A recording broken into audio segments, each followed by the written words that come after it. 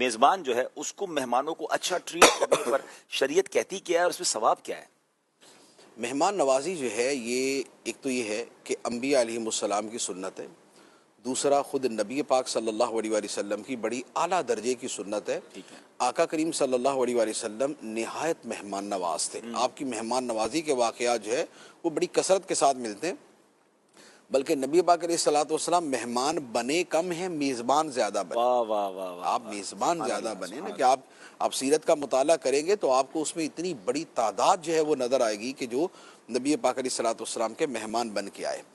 باقی حدیث مبارک میں فرمایا کہ جو شخص اللہ اور آخرت پر ایمان رکھتا ہے اسے چاہیے کہ مہمان کا اکرام کرے۔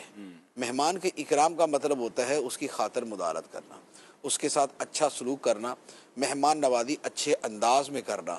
تو اب مہمان نوازی کو اب اس کے ساتھ جوڑ کے دیکھ لیں کہ فرمایا یہ گیا کہ جو اللہ اور آخرت پر ایمان رکھتا ہے اللہ اکبر، تو اسے چاہیے فَلْيُكْرِمْ ضَيْفَهُ، وہ اپنے مہمان کا نہایت اکرام کرے، اس کی عزت کرے۔ تو یوں مہمان نوازی جو ہے وہ بڑی ہی تاکیدی چیز ہے، بلکہ احادیث مبارکہ میں یہ بھی بیان کیا گیا ایک زمانے میں مہمان نوازی واجب ہوتی تھی۔ اچھا، یعنی ابھی تو سنت ہے نا، ایک زمانے میں مہمان نوازی واجب تھی۔ مہمان پہنچ گیا اس کو ٹریٹ کرنا ہی کرنا۔ ہاں، مہمان اگر پہنچ گیا تو اب وہاں کے علاقے والوں پر واجب تھا کہ وہ اس کے کھانے کا اہتمام کریں، بلکہ یہاں تک حکم تھا کہ اگر وہ کھانے کا اہتمام نہیں کرتے تو مہمان کے لیے جائز ہے کہ وہ ان سے چھین کے کھا لے، یا اللہ، اچھا کہ یہ اس کا حق واجب ہے، اچھا، یہ اس کا حق واجب زمانے میں ہے۔ تھا۔ یہ پہلے تھا، یہ بعد میں اس کی تو اس کا بتا دینا ابھی نہیں ہے۔ جی ابھی نہیں ہے، ٹھیک ہے۔ لیکن اس سے اب یہ سمجھیں کہ مہمان نوازی کا کتنا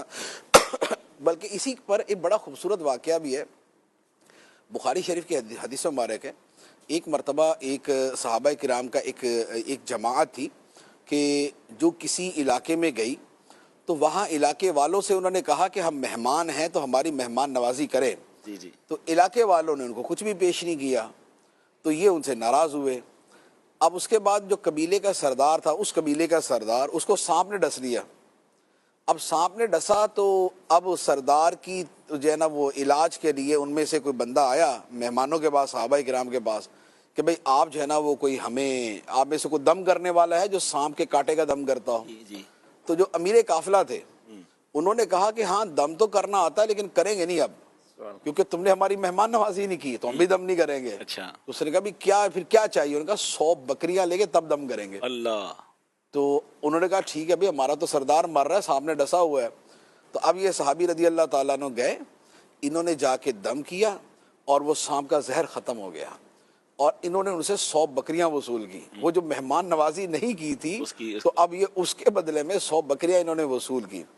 اور اب آ کے جب صحابہ کرام کو کھلانے کی بات ہوئی تو انہوں نے کہا بھئی ہم تو نہیں کھائیں گے، پتہ نہیں یہ حلال ہے یا حرام، واہ، کیونکہ دم کرنا پہلے جو دم ہوتے تھے اب وہ شرکیہ الفاظ اور ناجائز الفاظ پہ مشتمل ہوتے تھے، تو اب اس کی تو اجرت جائز ہی نہیں تھی۔